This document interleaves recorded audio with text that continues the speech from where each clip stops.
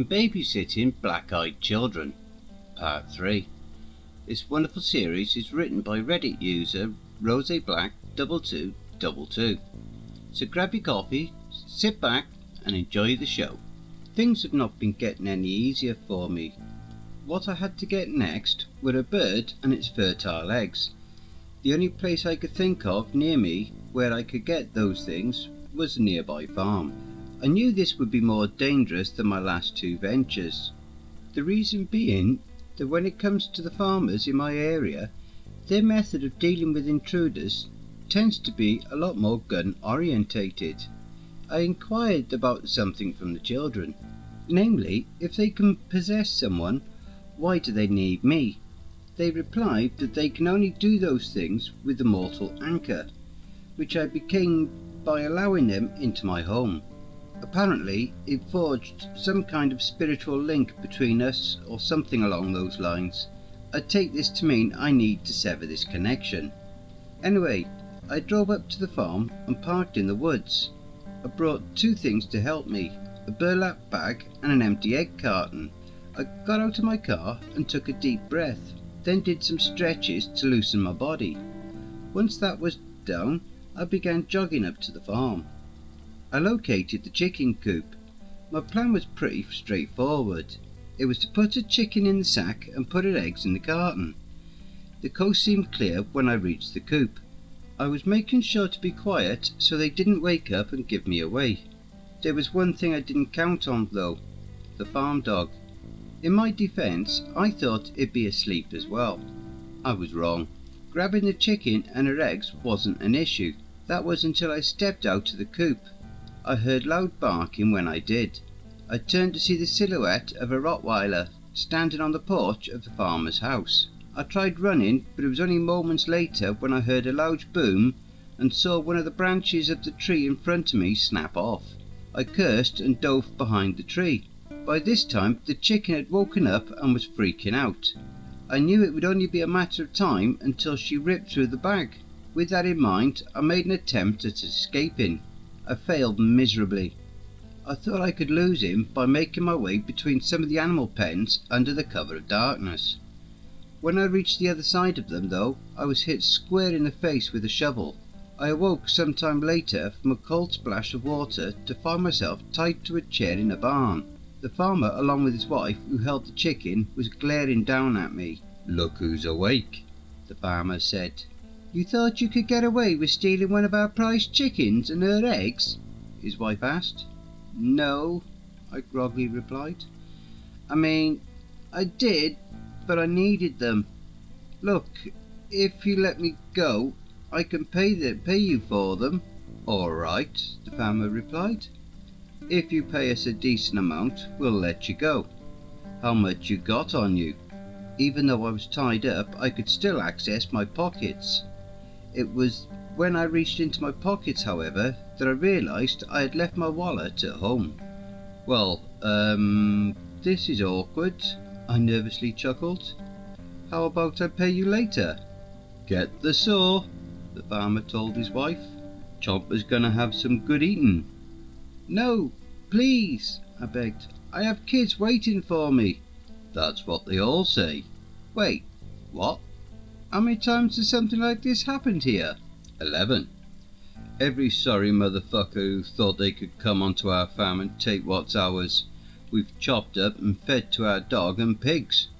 His wife went into the corner and got the saw. "I'll cut off his arms, you cut off his legs," he said, taking it from her. He approached me with the saw raised.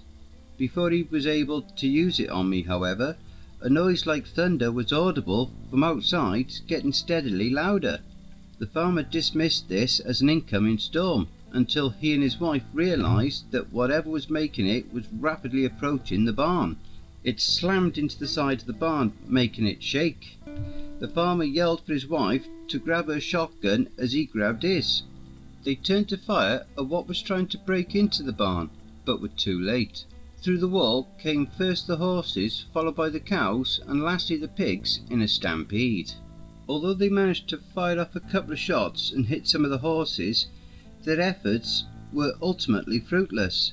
They were trampled right before my eyes. The sound of their crunching bones could be heard over the running animals. I saw the farmer and his wife's head get caved in under their weight.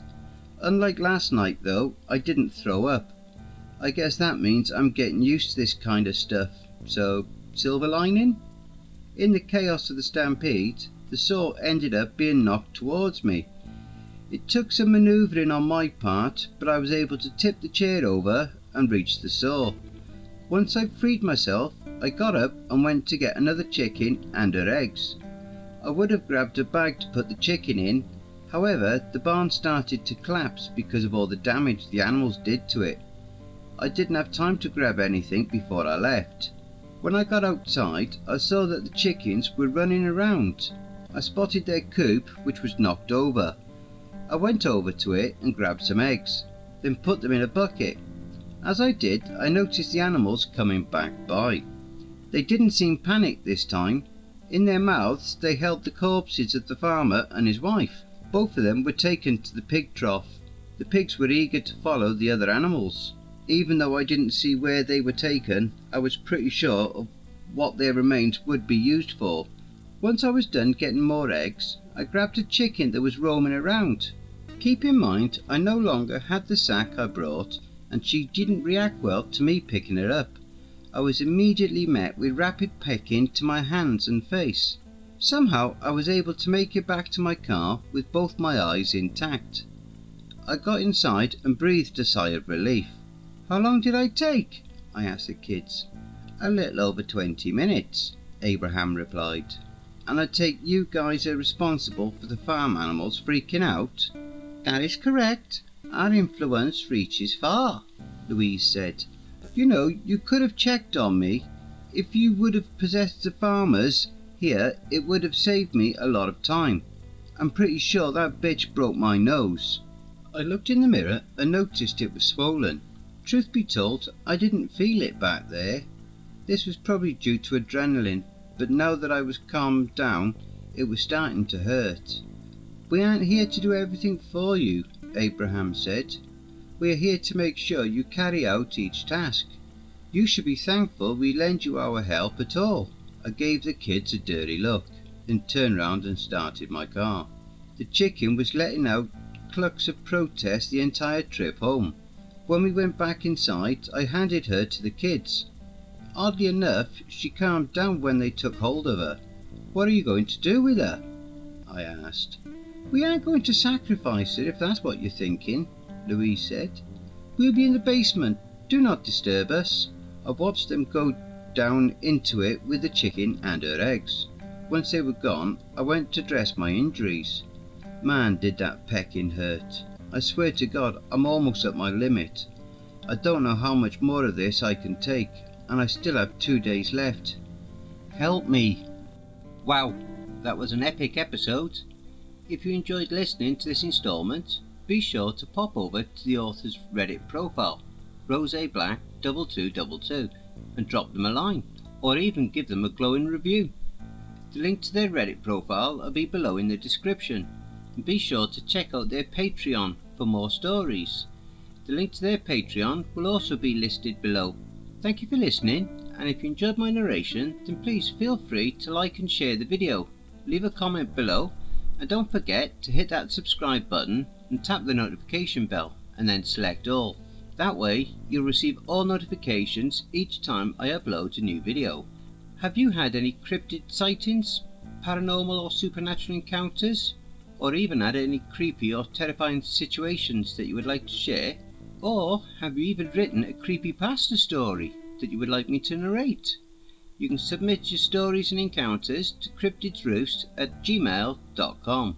If you wish to remain anonymous, that's fine with me, not a problem. Now I also have a Facebook group, Twitter, Reddit and Discord, although I don't have my own server yet. Now again, all the relevant links will be below. If you would like to support the channel and help to make it grow, my PayPal is paypal.me/Cryptids Roost.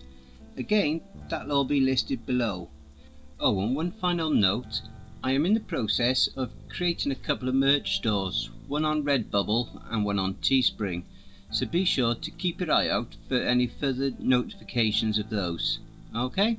And don't forget, where fear is, happiness is not.